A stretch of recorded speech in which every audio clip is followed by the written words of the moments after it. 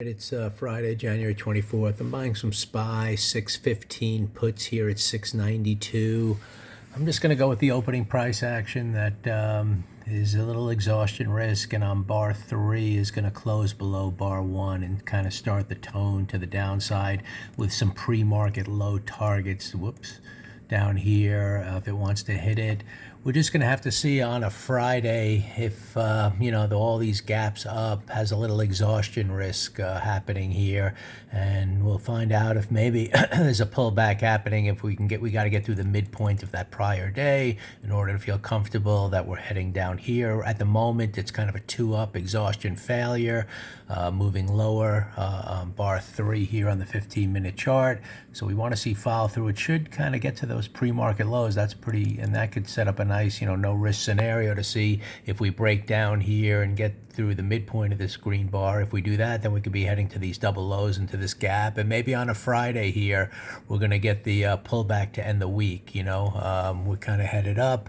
We took out our target up here, so there's definitely the lower lows, the higher highs, and the potential for some kind of pause in this area. It's always a pause area when you kind of reach your target, even if it's going to head higher. So the pause can be, there's a bunch of gaps here on the daily chart that might want to fill in. So the pause can be a sharp, pullback that still doesn't negate the uptrend, but, could give you nice profitability of the downside. So buying the puts here, we'll see now if it kind of works towards those pre-market lows to start, and we'll see if we can get through the midpoint of the prior day, which would be this big close towards the end of the day, getting through there down here if it wants to do it, and that might be the tone for a pullback here. But opening price action certainly leading us lower here at the moment, but we know the trend is up and it's just a pause area, so just got to monitor it closely. We want to see if this becomes kind of the high of the day up here. That's kind of the way I'm looking at it. I don't want to see any sharp green